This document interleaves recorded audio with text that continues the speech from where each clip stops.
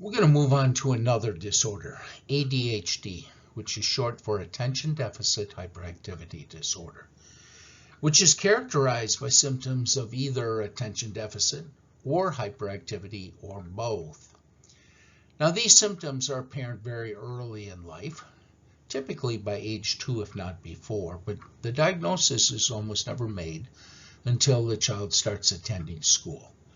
Because once the child starts attending school, the inability to pay attention, the inability to sit still, becomes acutely obvious, less so when the child is living at home in an unstructured setting.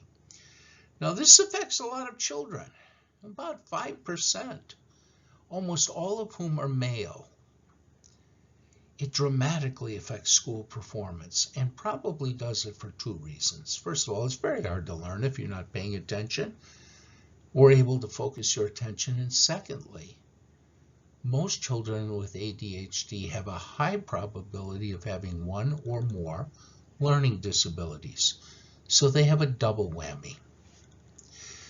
ADHD symptoms tend to decrease over time, so by late teens, only about a third of the individuals who qualified for the diagnosis in first grade still qualify for the diagnosis, although they still tend to have symptoms of ADHD. So what are the symptoms? Let's look at the attentional side first. These people make careless mistakes, often because they never really get the instructions clear. They don't really focus on the instructions. And sometimes that's quite obvious that they're not focusing. They just don't seem to be interested. They're easily distracted by other things, so their attention is all over the place in a classroom. And they tend to be very forgetful, perhaps because, well, they never processed the information in the first place. The hyperactivity elements, they can't sit still. They squirm, they get up and leave their seat and go and look out the window. When they are out on the playground, they may be like a whirling dervish, running everywhere. And they just can't play quietly, no matter what the situation is. They often talk excessively as well and can annoy other children. And they have trouble understanding social rules. So they see a baseball game, and they run out and want to join the baseball game. And they want everyone to stop the baseball game and start over because, well, they're there. Well, that's pretty inappropriate. Very inappropriate. And even very young children know that that's inappropriate, that they can join the game, the next game, but not this one. The research on the causes of ADHD is intriguing. There appear to be separate genetic influences for the inattention and hyperactivity factors, even though they overlap to a degree. What's even more unusual is that mild and moderate and severe forms of ADHD seem to have separate genes. Generally speaking, for most disorders that have a genetic predisposition, it's polygenic. So the more genes you have, the stronger the disorder, the more severe your symptoms, the greater the risk of the disorder in your family members. But that doesn't seem to fit ADHD very well. It overlaps a lot of disorders. The one that is probably most important right here are learning disorders, because in children, that represents a second problem in the classroom. Now, the diagnosis is relatively new, and quite frankly, I'm responsive to this disorder because, well, I would have qualified for it as a child. I couldn't sit still, and I had difficulty focusing attention. Now, I've done pretty good for myself. I didn't have any learning disabilities that I was aware of and managed to get through school just fine. But I still find it very hard to sit still. Recording these sitting in front of a computer is much harder for me than standing in front of a class, because when I'm standing in front of a class, I'm moving back and forth all the time. But I've learned how to control it. One of the interesting things about ADHD is that the diagnosis, although it's only relatively recent, the problem was recognized going back quite a ways, 40 years or more. And the diagnostic term was MBD, stands for minimal brain damage, because there are soft neurological signs, not indications of serious brain damage, but of some brain damage, and the learning disabilities that we've talked about. But also deficits in executive function, which probably accounts for the inability to focus one's attention, and in the inhibition system, which may account for some of the hyperactivity. A former colleague of mine, Bill Pelham, who's an international expert on ADHD and has run summer treatment programs for over 30 years, says that part of the problem with ADHD is that we're expecting too much from children. First of all, this is normally a disorder found mostly in boys. And the picture on the left is what boys typically, especially young boys, want to do. They want to run and jump and play and scream and yell and throw things. And the picture on the right is what we expect them to do when they come to school. For some boys, that's okay. They can settle down. Others find it very difficult and consequently qualify for the diagnosis of ADHD. Pelham argues that the reason we see an increase in ADHD is because we are increasingly expecting too much attention from kids. And we're expecting them to do it for a very long period of time. And we're making it harder for highly active kids to burn off some of that energy.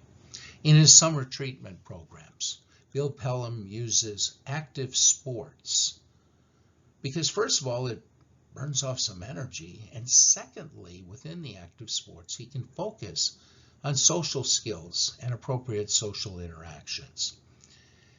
One of the things that has happened with education is that we expect more and more.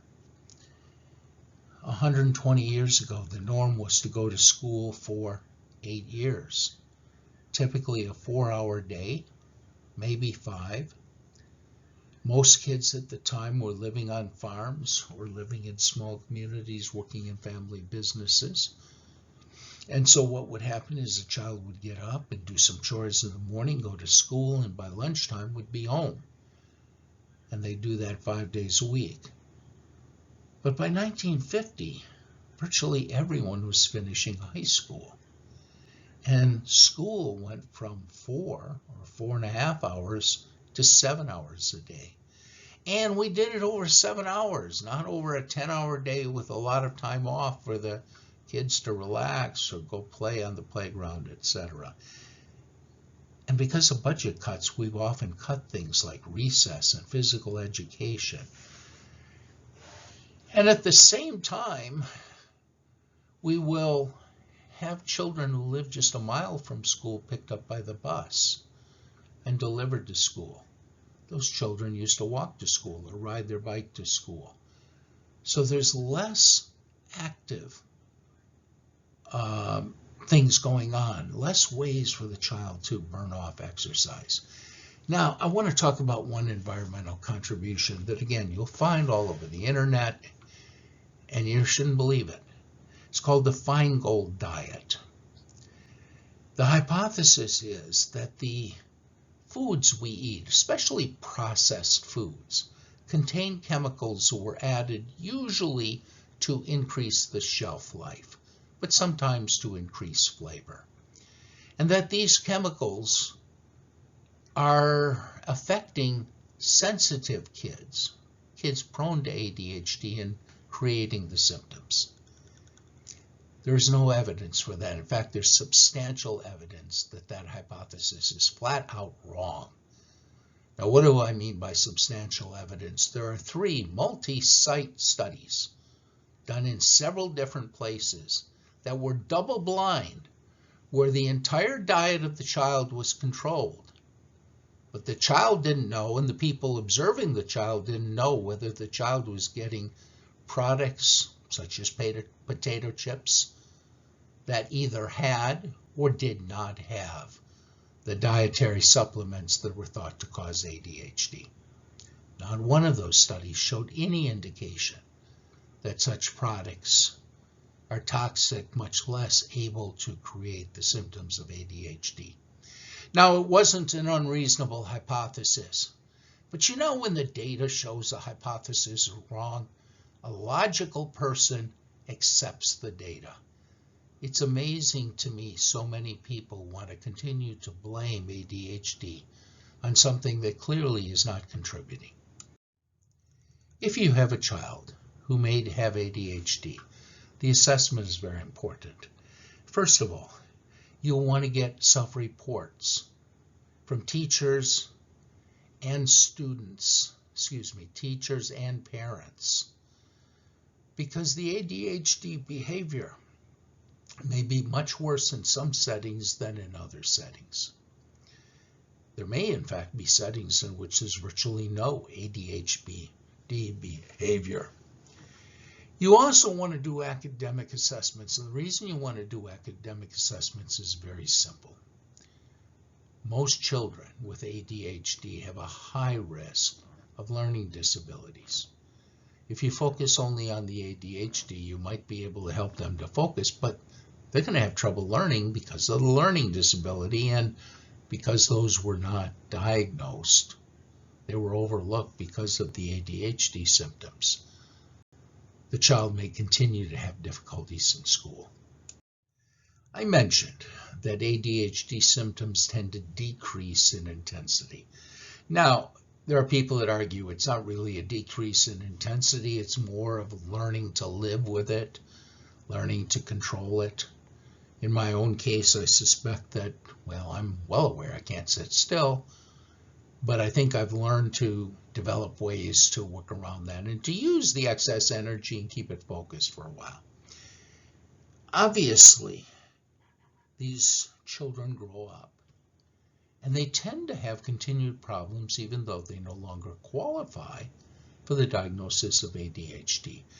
They tend to do less well in their jobs, and they tend to be in less demanding jobs, and they tend to have less education. Perhaps because of the learning disabilities, perhaps simply because, well, they can't stay focused. They're much more likely to be divorced, which may reflect impulsivity, just part of the ADHD process, and have substance use disorders, again, perhaps because of the impulsivity. They engage in more high-risk behaviors, things that could get them hurt, and they tend to get hurt more often because of the high risk. And they have high comorbidity with other disorders. In adulthood, that's primarily mood disorders. Oppositional defiant disorder, which we will talk about shortly, is also common in adolescents who are diagnosed with ADHD earlier in their life. The most common treatment for ADHD is stimulant medication. Raulin is the best known drugs, but there are a variety of drugs that are also used. At one time, textbooks told us that stimulant medications have an opposite effect on children with ADHD that they have on children without ADHD. So if you give a stimulant medication to a child without ADHD, they get hyper and kind of bounce off the walls. And if you give a stimulant medication to someone with ADHD, they become less hyper. The curious thing is apparently people forgot to actually give stimulant medication to children who do not have ADHD. Now, if you give too much stimulant medication, the child is indeed bouncing off the wall. But at lower levels, the child is actually more focused. By the way, that's true for us too. If we need to write a paper and we need to focus, we'll often have a cup of coffee. And even though that's a stimulant medication, it allows us to concentrate better and to stay more focused for a long period of time. For that reason, Raulin is sometimes sold on the black market for college students who want to study long hours and stay focused. I don't recommend it for a variety of reasons. The most important of which is the more effective way to study is to spread your study out rather than do it very intensely for a short period of time. Also, there are problems with Ritalin, which we'll talk about in just a moment. The other approach is behavior therapy, which seeks to identify the problem behaviors and use reinforcement to decrease those, and identify the desired behaviors and use reinforcement to increase those. By the way, a very important principle is that you can't focus only on the negative behaviors in any treatment plan.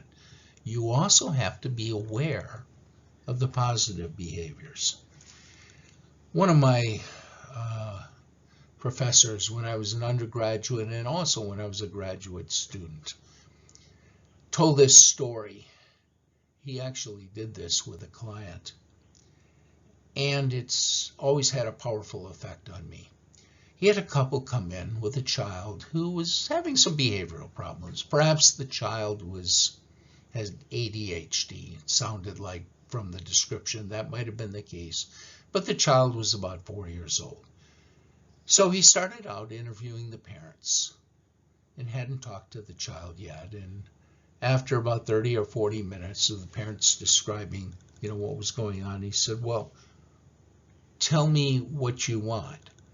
"Well, what we want," they said, "is for him to not do any of those things." And this professor said, "Well, I can fix that this afternoon. That's very easy." And the parents were sort of amazed. He says, "Yeah, I'll kill the kid. He won't do any of those things anymore." Now, this professor could get away with it because he could say that with a glint in his eye that told the parents very directly that he was kidding. Now, I don't have the personality to pull that off, so whenever I've done it with clients, I always do it by telling you the story I'm telling you right now, so that it wasn't me who was suggesting that the child be killed. He said, "But that probably wasn't what you had in mind, was it?" He said, "You got a great child. Sounds like he has a lot of energy, a lot of potential. He can't just sit still. If you want him to not do something, tell me what you want him to do instead." And in fact, good therapists are always looking for what it is that the client wants to do instead of what they're doing right now. Before we move on to impulse control disorders, I want to just make one more comment about Ritalin. Ritalin and most stimulant medications have a clear problem with children. They tend to reduce growth hormones, and so the child doesn't grow. Now remember, most children with ADHD are boys, and small boys tend to be picked on.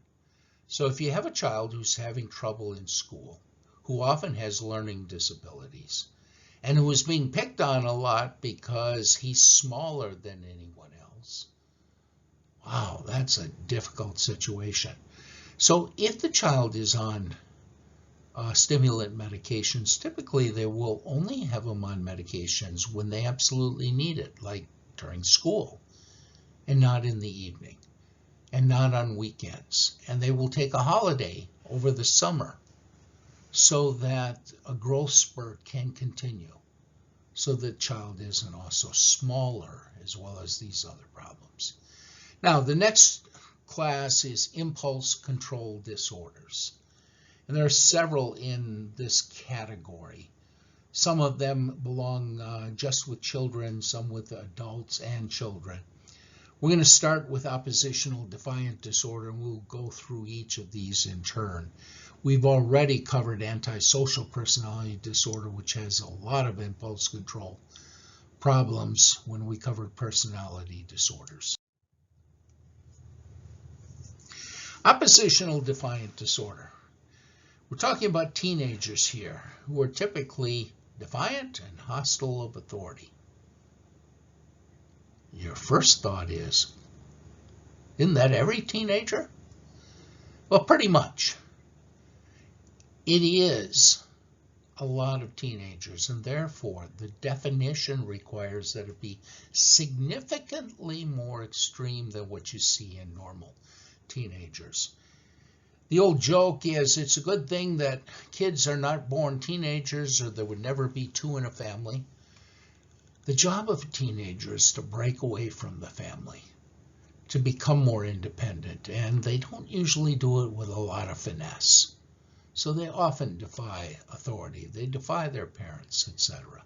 In oppositional defiant disorder, it is just much more intense than what most teenagers do.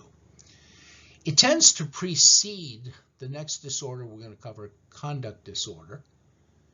But most people with oppositional defiant disorder never go on to develop conduct disorder. It is very common to see oppositional defiant disorder in ADHD. In fact, some people have argued that the symptoms of ADHD simply are manifested differently as the child develops. And then conduct disorder, which we already talked about. With oppositional defiant disorder, the treatment usually focuses on the parent and the family, and less so the child. At one level, it's acknowledging that the child should be oppositional, and the family needs to accept a certain level of it, but draw lines that are fair and that will be understood. In many cases, this is effective. In a large number of cases, this oppositional issue simply goes away with time. One of my favorite quotations is from Mark Twain. It goes something like this. When I was 17, my father was so stupid, I was embarrassed to be seen with him. But by the time I was 22, I was just amazed at how much he had learned in 5 short years. Okay, from the child's perspective, which is a bit egocentric here, it was the parent that changed. But in fact, we all know, and what makes that statement by Mark Twain so insightful and yet funny at the same time, is that it was really the child who changed. As the child became an adult, as the child separated from the parents, as the child became more independent, the child no longer needed to disagree with every single thing that the parents said. Conduct disorder. Remember, oppositional defiant disorder often precedes conduct disorder, but most children with oppositional defiant disorder never develop conduct disorder. It's characterized by repetitive and persistent violation of rules and deceitfulness and damage to property, and often attacks on individuals. Basically, it's a childhood version of antisocial personality disorder. It's like they're little psychopaths, but they're still little, and so they're not doing the really severe problems you see in adult psychopaths. Now, I want to remind you, when we talked about personality disorder, by definition, you cannot give a personality disorder diagnosis to anyone until they're 18. Because at least until 18, you're still forming your personality. So to say that it's a fully formed personality at 14 or 12 makes no sense. But many individuals who would be diagnosed as psychopaths or antisocial personality disorder are showing those behaviors, and sometimes quite dramatically, early in their teenage years and throughout high school. Conduct disorder seems to have many contributing factors. It's comorbid with many disorders, not only disorders of childhood, but adult disorders.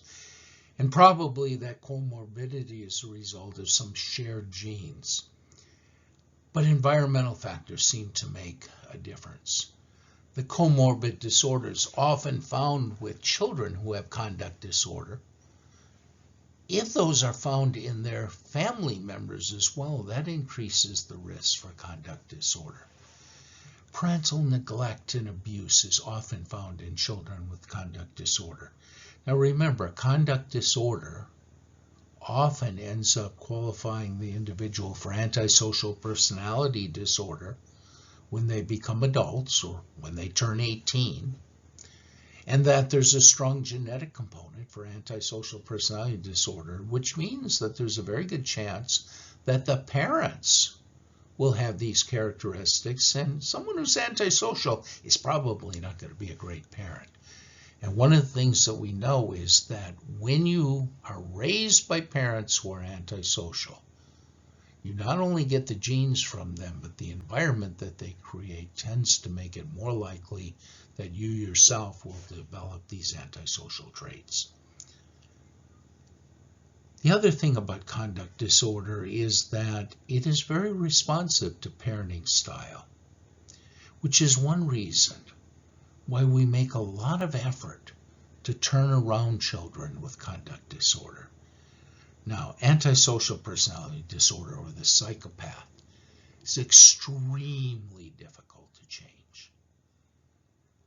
But at 14, when you see a conduct disorder, even though there's a very good chance that individual will be antisocial when they get older, you can turn it around, and you turn it around by having strict, predictable, and fair discipline by the parents. So the child knows what's expected, what the consequences are, and that there are reasonable consequences when they violate what's expected. Because in many cases, these individuals aren't so much guaranteed to be antisocial as adults. It's just that they need more discipline in their life. The most creative and effective ways of dealing with conduct disorder is to use behavioral techniques with consistent and predictable rewards and punishments for various behaviors. And the parents need to be able to manage these techniques in a consistent and predictable manner. The other thing is that parents and children with conduct disorder often are at odds, and they see themselves as adversaries. If you can work within the family to get them to view the things they face as common problems that need to be solved, so they have to work as a team, you can break, sometimes at least, this cycle and turn a child with conduct disorder around. Now, although I have focused on the positives with the treatment of conduct disorder, because many people view this as a hopeless disorder to turn around, and it's not, I have to acknowledge that this is a difficult disorder to treat. And when the treatment is done in groups, as it often has, that can be counterproductive, because some of the people in the groups really are budding psychopaths, and they are going to be full-blown psychopaths, and they provide a basis for observational learning of psychopathic behavior in group treatment settings. Also, individuals who have conduct disorder are highly likely to have substance abuse disorders as well. And a curious finding is that programs designed to decrease substance use that have some modest effect with most children have a reverse effect with children with conduct disorder. The DARE program, for example, which has a very good reputation, but the research data is not as supportive as the reputation seems to suggest, actually increases the rate of substance abuse in children with conduct disorder. The following disorders that we're going to be talking about are impulse control disorders, They are often present by adolescence and continue into adulthood. Intermittent explosive disorder is exactly what it sounds like. Occasionally, not always, occasionally there will be explosive, sometimes dangerous behavior, aggressive behavior, perhaps life-threatening behavior that can cause injury and damage to property. Now, we know that testosterone tends to increase this, so it's very rare to see this in younger children, but children going through puberty, males going through puberty with high levels of testosterone, may show some of this behavior. We also know that testosterone substitutes, anabolic steroids, can trigger this kind of behavior, even in people who are not particularly prone to it. And the neurotransmitters, serotonin, norepinephrine, remember they were involved in major depressive disorder. They seem to play a role here as well. Families that have a lot of stress, a lot of conflict, tend to have members with intermittent explosive disorder. Now, the question is whether that's a cause or an effect. If you have a child who periodically starts throwing chairs around, that's going to make the family pretty stressful. So it could be that the intermittent explosive disorder individual is causing the stress, or it could be that the stress causes them to explode, or some combination of that. The most effective treatment seems to be cognitive behavioral therapy, with strict limits set and consistent rewards and punishments for various behaviors. Kleptomania is a compulsive stealing. In the photo here, you've got someone stealing a box of Milk Duds. Now, I would bet, if that is indeed someone with kleptomania, that one, they don't really need, and sometimes they don't even want what they're stealing. And two, they have plenty of money in their wallet to buy it. So it isn't like they're stealing to, feed their family or something. There's high comorbidity in kleptomania with mood disorders and other impulse disorders such as substance abuse. The treatments tend to be behavioral, although antidepressants like the SSRIs seem to show some effect. Pyromania is an irresistible urge to set fires, often just to watch the effect of the fires or watch people fight the fires. And in fact, arson is fairly common. But it's important to realize that the vast majority of arson fires are not set by someone who has pyromania. They're set by someone who wants to get a settlement from an insurance company or wants to damage someone by burning down their property. It's only 3% of all arson fires that are attributed to people with pyromania. Now, we don't know very much about what causes pyromania, and we frankly don't know a whole lot about how to treat it. Cognitive behavioral therapy is the treatment of choice, but there's not a whole lot of evidence that it works. So this is a disorder that, we still need to learn a lot more. This was a big chapter, covered a lot of things, focusing mostly, but not exclusively, on children. We talked about neurodevelopmental disorders, neurological problems that contribute to or create various kinds of symptoms. We also talked about disruptive and impulse control disorders that are found often in children, but sometimes continue well into adulthood. We talked about intellectual disability and the factors that contribute to it and the way that we can manage it.